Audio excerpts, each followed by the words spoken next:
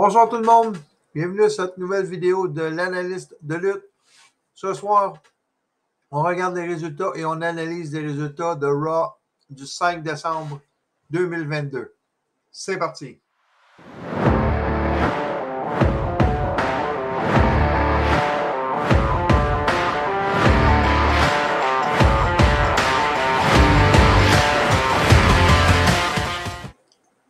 Le tout commence avec le premier segment avec The Bloodline. On les voit arriver plus tôt dans la journée qui attaquent Elias. Donc, ils disent que quand ils sont dans le ring, ils disent qu'ils ne se battront pas contre Elias et Riddle ce soir, qu'il n'y aura pas de match. Et Riddle sort, il dit qu'il a trouvé un nouveau partner, et ce partner-là est nul autre que KO. Donc, match numéro 1, Usos contre Matt Riddle et Kevin Owens. Donc, la guerre entre Kevin Owens et The Bloodline va continue. Riddle veut toujours battre les Usos depuis qu'il s'est fait battre avec Randy Orton. Il essaie de trouver un partner pour essayer d'aller détrôner les Usos. Mais ça ne fonctionne pas. Match quand même très bon. Usos gagne avec le 1D sur Riddle. Après le match, Riddle est en train de se faire sacrer une volée. Kevin, il rentre avec une chaise. Il décide de chasser les trois Sami et les deux Usos vers les vestiaires. Et Solo Sikoa rentre dans le ring.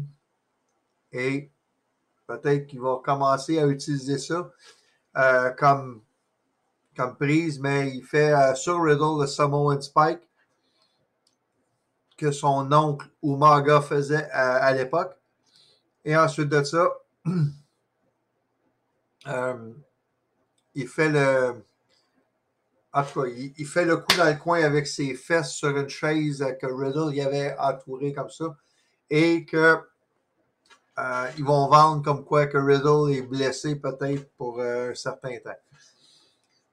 Ensuite de ça, ben, on voit le JBL Poker Invitational. Bon, c'est des segments là, pour remplir un peu. Et prétexte pour faire 1, 2, 3, 4 matchs pendant la soirée. Finalement, ça va avoir été 2. Donc, on va aller au deuxième combat dès maintenant.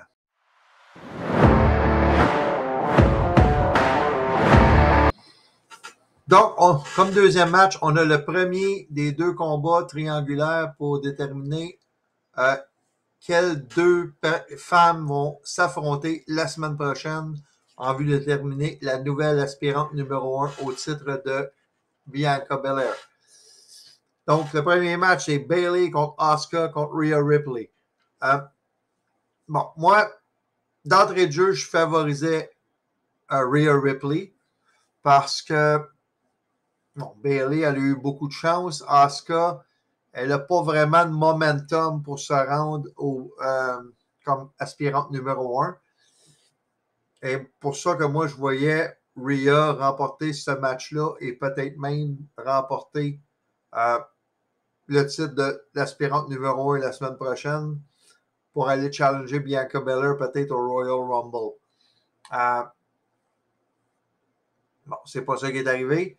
On va analyser le match maintenant. Bayley, elle voulait gagner ce match-là pour avoir une chance de retourner contre Bianca Belair pour avoir une autre chance, effectivement. Asuka, évidemment, encore une fois, elle aussi, elle aurait aimé ça avoir. Elle voudrait gagner un autre titre. Et Rhea, bien évidemment, elle, c'est aller contre Bianca Belair. Et je peux vous dire que ces deux-là, ça ferait tout un match.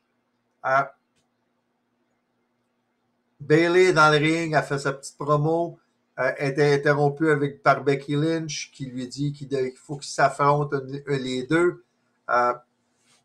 Et je peux vous dire que la rivalité entre Becky et Bayley, ça s'en vient assez vite.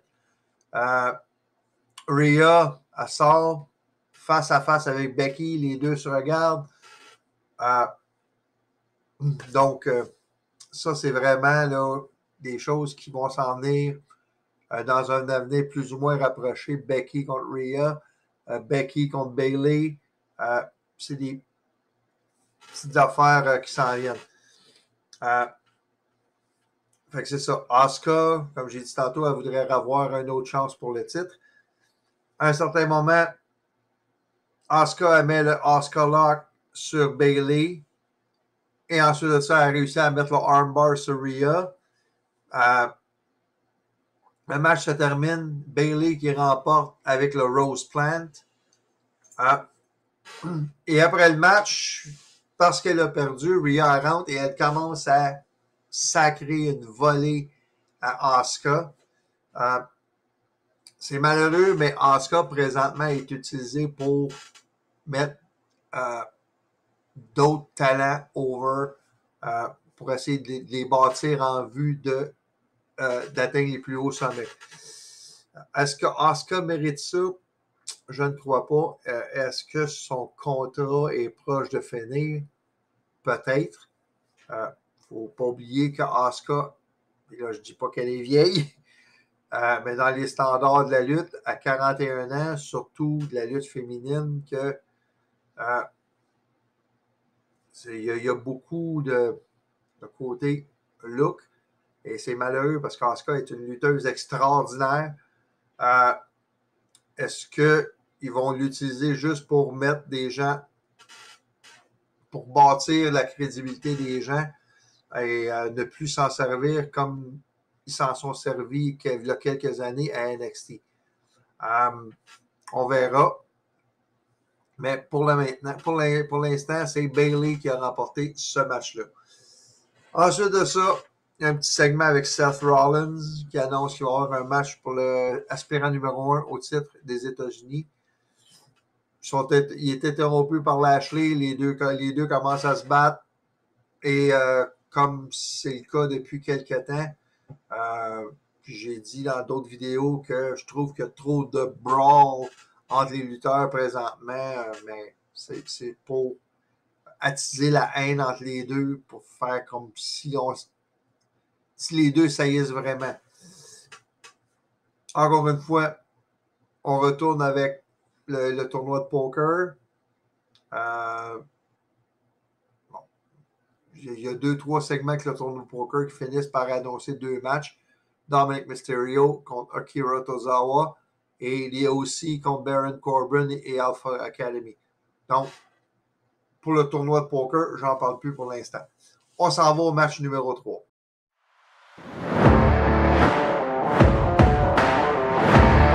Donc, match numéro 3. Austin Theory versus Mustafa Ali pour le titre des États-Unis. Ali rentre dans ce match-là voulant remporter le titre des États-Unis pour une première fois. Et évidemment, Austin Theory veut continuer à être le champion. Ali continue à montrer qu'il a du cœur au ventre et toujours à la poursuite de son premier titre en simple dans WWE. Austin Theory remporte le match par disqualification à cause d'une intervention de Dolph Ziggler. On se souvient que Ziggler avait été blessé par Austin Theory quand Austin Theory a vraiment changé son personnage et devenu plus agressif, plus focus et tout. Donc, Ziggler arrive, intervient dans le match et commence à s'assiner avec Ali aussi. Et une bataille entre les trois survient, si on veut. Et c'est Austin Theory qui sort gagnant, entre guillemets, de tout ce brouhaha-là. Pour montrer comme quoi que c'est son focus, sa nouvelle attitude l'amène à un niveau supérieur. On va passer. Il y a eu un petit segment avec Bianca Belair qui parlait de toutes celles qui s'affrontent en des combats triangulaires pour déterminer sa nouvelle aspirante. Elle dit que c'est toutes des bonnes aspirantes, tout ça. Puis bon, qui ce qu'elle aimerait voir, qui ce qu'elle aimerait affronter, peut-être Rhea, peut-être Becky. On verra. Mais en gros, c'est ça. C'est un segment pour builder, pour bâtir, dans le fond, Bianca Belair contre qu'est-ce que ça voudra qu'il va sortir gagnant de ce mini tournoi-là. On va aller au match numéro 4 maintenant.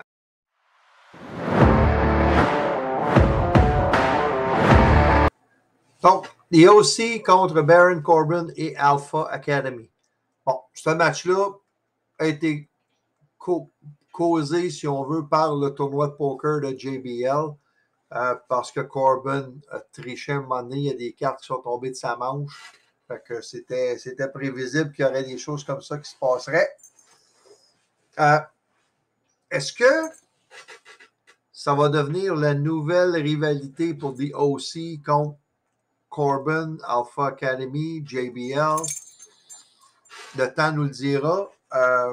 Moi, je pense que c'est plus ou c'est juste qu'est-ce qu'on va dire, un match unique. En anglais, ils vont dire un one-off. On verra ce que ça va donner dans les prochaines semaines. Donc, le OC, leur Original Club, remporte le match sur Chad Gable avec le Magic Killer. On va maintenant au match suivant.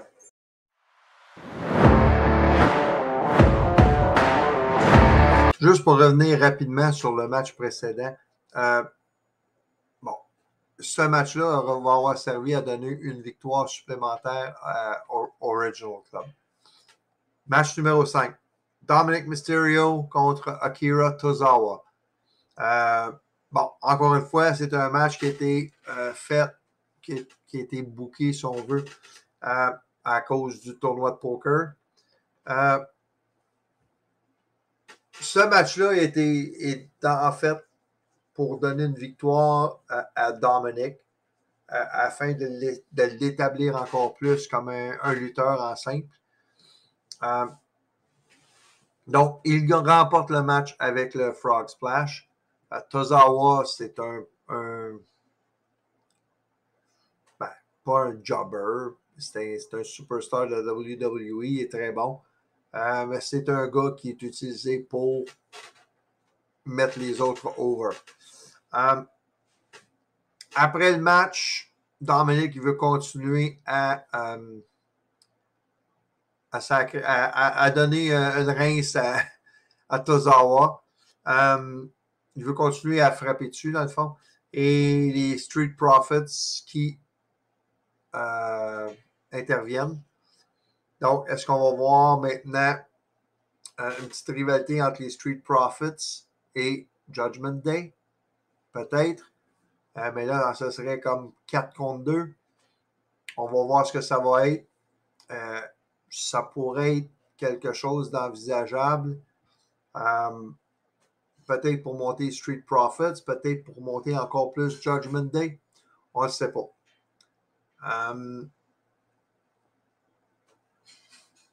Donc, victoire de Dominic afin de l'établir encore plus. Un petit segment ensuite de ça avec Adam Pearce qui dit à Bobby Lashley d'essayer de ne pas frapper un autre officiel involontairement. On va passer maintenant au match 6 qui est l'événement principal de la soirée.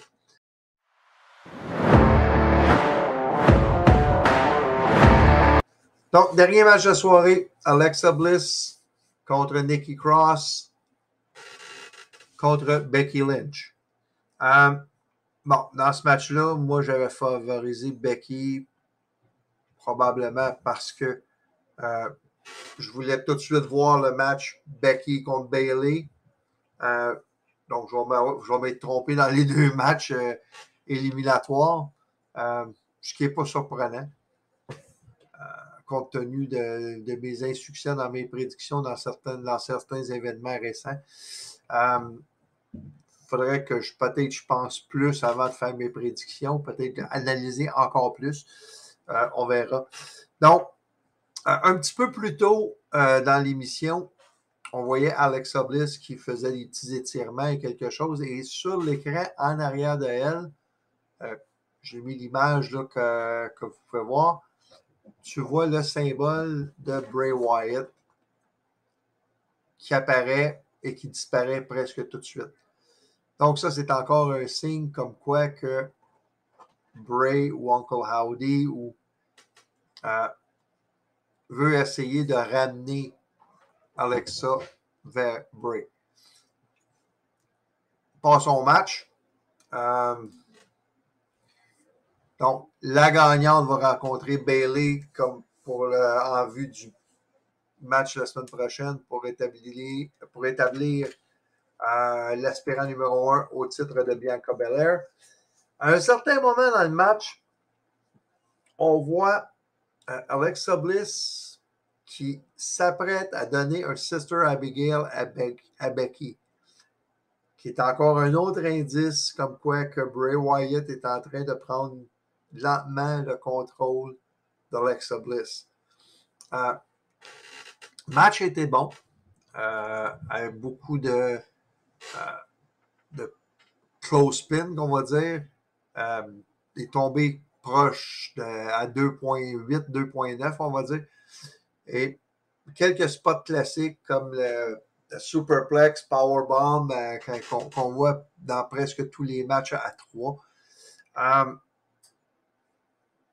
un certain moment donné, Io Sky, Dakota Kai arrive et interfère dans le match et commence à frapper Becky et lui font un double powerbomb à travers la table des annonceurs.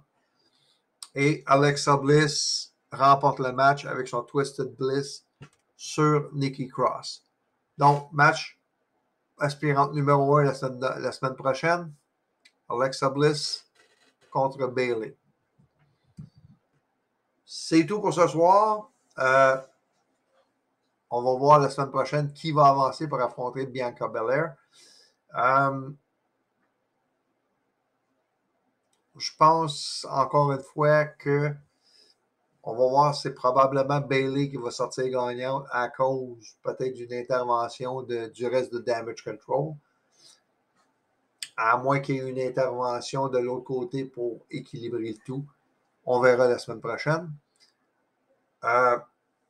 Comme vous voyez, je vais essayer de faire mes vidéos plus courtes à l'avenir un peu.